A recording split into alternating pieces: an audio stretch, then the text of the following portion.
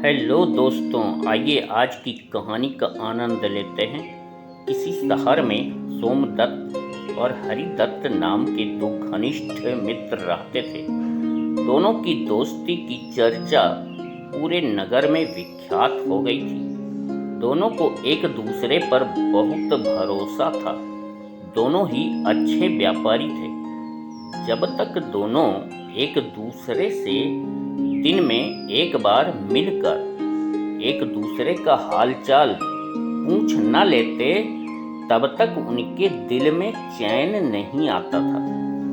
दोनों ने अपने घर के सामने के भाग में ही दुकानें खोल रखी थी। हमेशा वे एक दूसरे के सुख दुख में साथ दिया करते थे।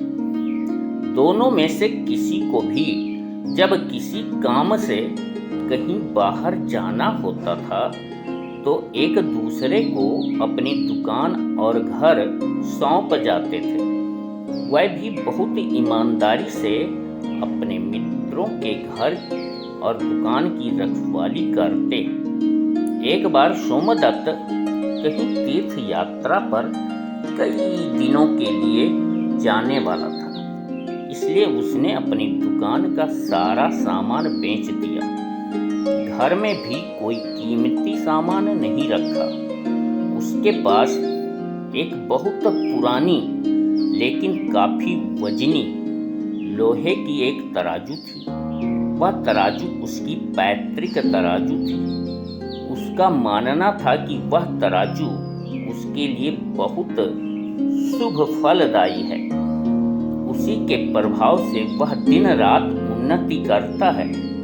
वह तराजू उसके पूर्वजों की एकमात्र निशानी थी, इसलिए उसे बेचना उसने ठीक नहीं समझा।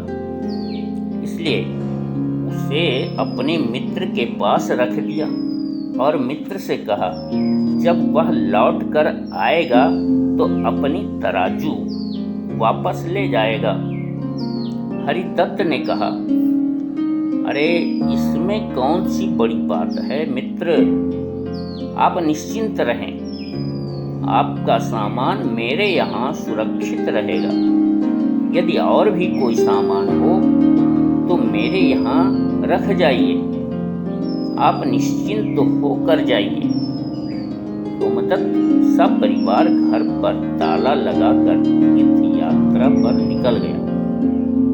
विभिन्न तीर्थों में दर्शन पूजन और कल्पवास करते उसे 1-2 वर्ष बीत गए। विभिन्न स्थानों का दर्शन करने के बाद एक दिन वह घर वापस आ गया। वह तुरंत अपने दोस्त से अपनी तराजू वापस मांगने पहुंच गया तो उसके मित्र ने बहुत भोलेपन से कहा, मित्र क्या बताऊं, आपकी तराजू मैंने बहुत संभाल कर रखा था, फिर भी उसे किसी चूहे ने खा लिया। सोमदत्त यह सुनकर एकदम सनाका खा गया। वह अपने मित्र की चालाकी समझ गया था। उसने मित्र से जरा सा भी गुस्सा या खिन्नता प्रकट नहीं किया, बल्कि धैर्य से उत्तर दिया, मित्र अगर चूहे ने तराजू खा लिया तो कोई बात नहीं, इसमें हम आप कर ही क्या सकते हैं। चूहों को भला कौन रोक पाया है, और मेरा तराजू भी तो पुराना था। जो हुआ अच्छा ही हुआ, कोई बात नहीं, अब नया तराजू खरीद लेंगे। सोमदत्त ने ऊपरी मन से ऐसा दिखावा किया जैसे कि उसे कोई दुख ना हुआ हो। उसने अपनी मित्रता पर आंच न आने दिया और पहले जैसी मित्रता बनाए रखा। कुछ दिन बीत गए। फिर एक दिन हरिदत्त को अपने किसी रिश्तेदार के यहाँ जाना था। उसका रिश्तेदार बहुत दूर किसी दूसरे शहर में रहता था। हरिदत्त का एक 10-12 साल का लड़का था। लड़का एक स्कूल में पढ़ता था। उसके स्कूल में परीक्षा चल रही थी। लड़के की परीक्षा का नुकसान न हो इसलिए उस लड़के को अपने मित्र सोमदत्त के घर छोड़ दिया। उसके मित्र सोमदत्त ने उसे धीरज बंधाते हुए कहा कि मित्र, तुम जरा भी चिंता न करो। जब तक आप सब नहीं लौटोगे आपके लड़के को कोई कष्ट नहीं होगा। मैं इसे अपने लड़के की तरह रखूंगा। लड़के को कोई तकलीफ नहीं होगी। इस प्रकार हरिदत्त निश्चिंत होकर चला गया।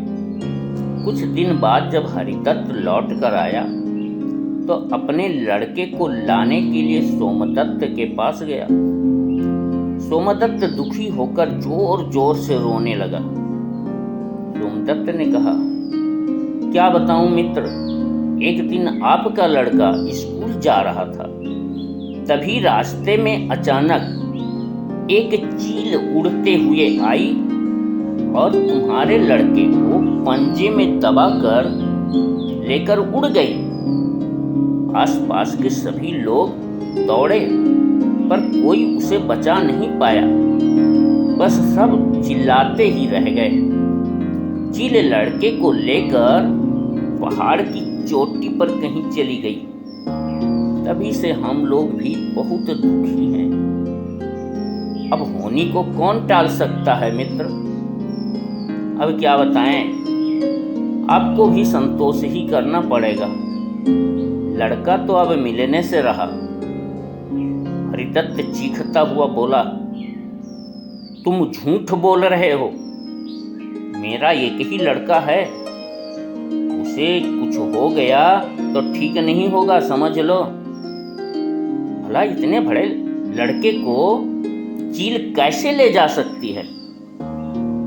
अब दोनों में वाक युद्ध होने लगा। बात मुखिया तक पहुंची। मुखिया ने दोनों की बातें ध्यान से सुना। फिर सोमदत्त से कहा, तुम झूठ बोल रहे हो।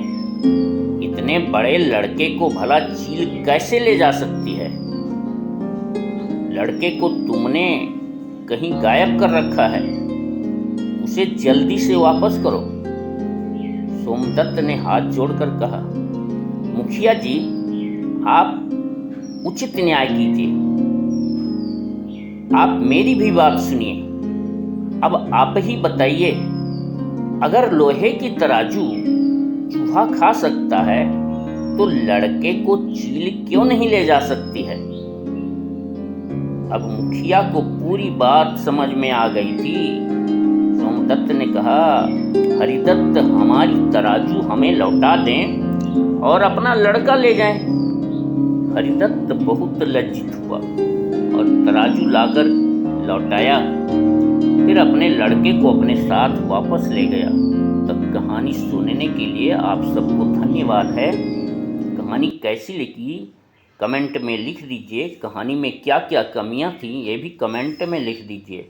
Please like, share and subscribe my channel. Thank you.